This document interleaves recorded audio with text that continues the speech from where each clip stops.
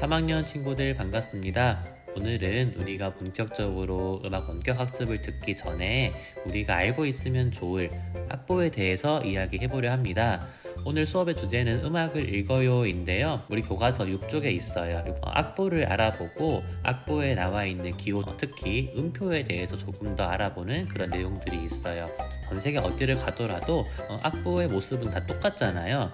그리고 100년, 200년 전에 작곡가들이 그려놓은 악보를 보더라도 지금과 크게 다르지 않아요. 그래서 우리가 악보를 알고 개 이름과 음표의 길이를 잘 알고 있으면 우리가 새로운 악보를 보더라도 쉽게 음악을 익히고 연주를 할 수 있게 될 거예요.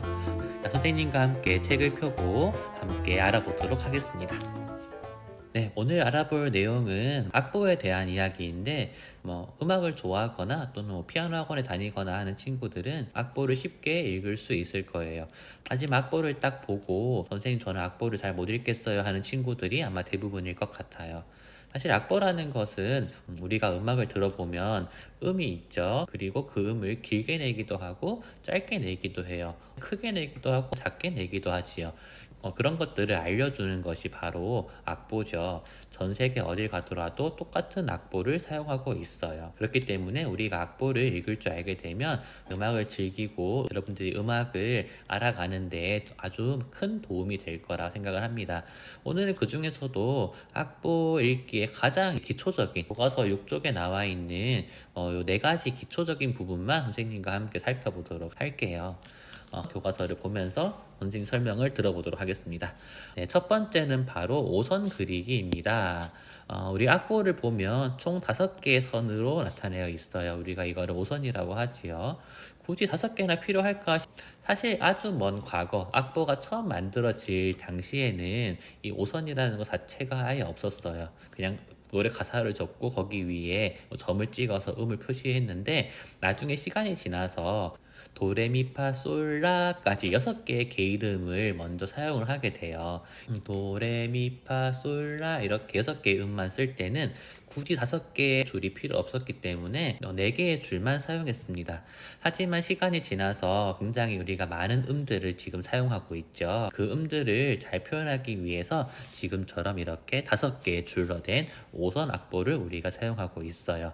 이렇게 칸칸칸칸 돼 있으니까 당연히 아래쪽부터 한 칸씩 올라가면서 음의 높낮이가 표시가 됩니다. 2번과 같이 설명을 드려야 될 것 같아요. 높은 음자리표 먼저 한번 그려볼까요? 이렇게 따라서 한번 쭉 그릴 수 있어요. 높은 음자리표를 이렇게 5선에 한번 같이 그려보세요. 어떻게 그리냐면 여기서부터 이렇게 그려요.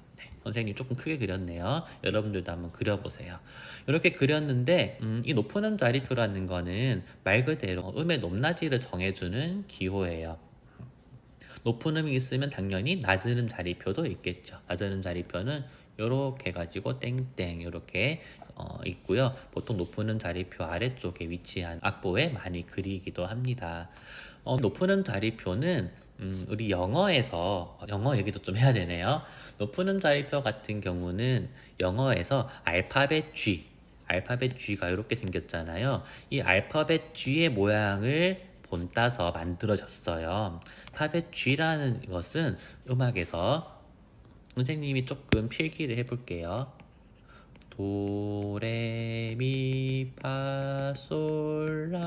도레미파솔라시도 이렇게 되어 있잖아요. 이 도레미파솔라시도를 영어 알파벳으로 적게 되면 C, D, E, F, G, A, B, C 이런 식으로 했는데 이거는 지금 기억할 필요는 없어요. 선생님이 그냥 알려주는 거예요. 여기서 보면 여기 솔이 G잖아요. 그죠? 이 솔 음을 기준으로 만들어진 게 높은 음 자리표예요. 그래서 높은 음 자리표를 보면 알파벳 G자 모양이 살짝 보여요. 이런 식으로 이렇게 이렇게 G자 모양을 닮았죠. 처음 시작하는 요 둘째 줄 여기를 여기 요 위치를 여기 G 솔 여기 솔로 하자 그래가지고 여기를 솔이라고 표시를 합니다. 음표가 이렇게 둘째 줄에 걸려 있으면 솔이에요. 내려가면 솔파미레도, 올라가면 솔라시도 이렇게 올라가겠죠. 올라갈 때 규칙은 줄칸 줄칸 이렇게 갑니다. 한번 올라가 볼게요. 여기가 솔.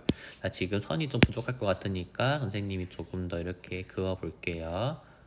글자는 안 봐도 되겠죠?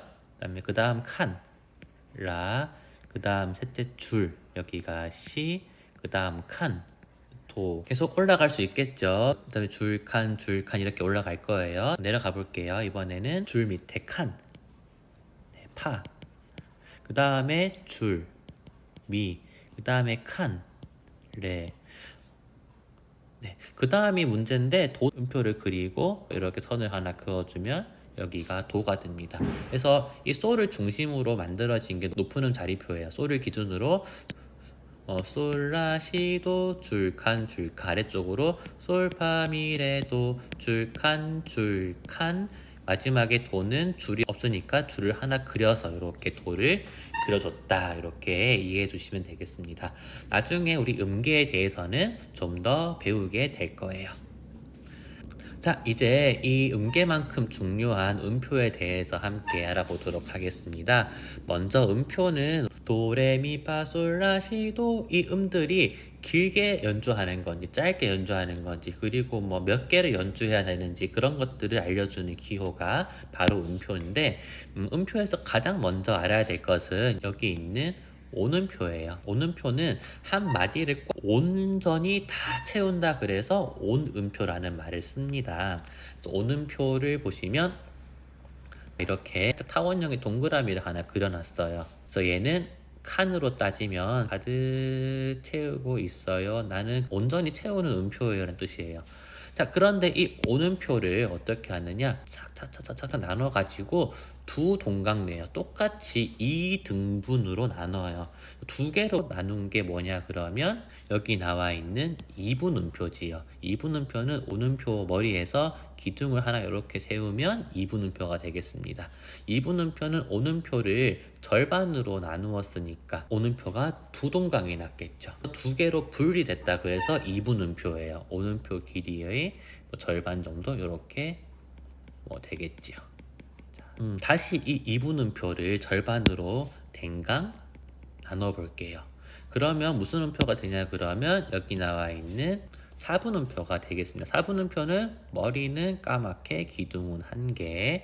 왜 4분음표라고 불리냐면 여기 요만큼의 길이가 온음표를 요렇게 4개로 나눈 것 중에 하나와 길이가 똑같죠. 그죠? 왜냐하면 온음표의 절반은 이분음표고 얘의 절반을 또 나눴으니까 그래가지고 요거를 4분음표라고 불러요.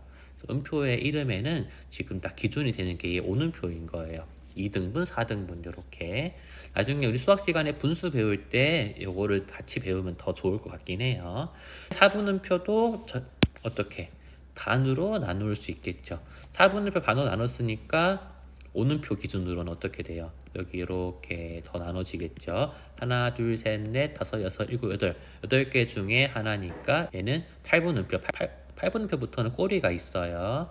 그래서 꼬리를 이렇게 달아줍니다. 요만큼이 돼요. 요만큼. 네. 점점점 절반씩 짧아지죠. 네. 16분음표 당연히 있죠. 16분음표는 꼬리가 2개. 꼬리가 3개 붙어 있는 32분음표도 있고요. 얘는 16분음표, 얘는 32분음표. 꼬리가 4개 붙어 있는 64분음표도 있어요. 64분음표 같은 경우는 엄청 짧겠죠. 이걸 연주하려면 굉장히 힘들 거예요.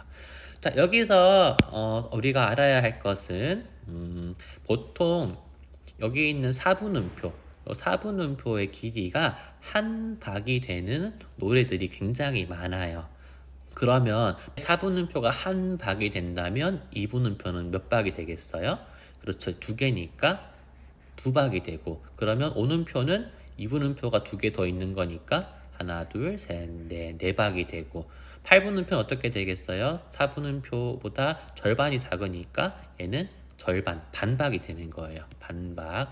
그런데 어떤 곡에서는 4분음표가 아니라 여기 있는 8분음표가 한 박이 되는 경우도 있어요. 8분음표를 한 박으로 이렇게 했어요. 그럴 때는 4분음표는 한 박이 아니라 뭐가 돼요? 팔분음표가 두 개 있는 거니까 두 박이 돼요. 그러면 이분음표는 이제 두 박이 아니고 네 박이 될 거고, 이렇게 모든 곡에서 사분음표가 한 박이다, 이거는 아니에요. 사분음표를 한 박이라고 기준을 정한다면 그 곡에서만 사분음표가 한 박이 되는 거예요. 어떤 경우는 이분음표를 한 박으로 하는 경우도 있어요. 그러면 어떻게 되겠어요? 그때는 사분음표가 절반이 되겠죠. 반박. 얘는 반의 반박. 요만큼만. 얘는 이제 두 박이 되겠죠. 오음표는. 이런 식으로 음표의 길이는 그때 달라요가 정답인데, 많은 경우에 거의 대부분의 곡들이 사분음표를 한 박으로 하는 경우가 많다는 거 정도로 같이 기억해 두면 좋을 것 같아요.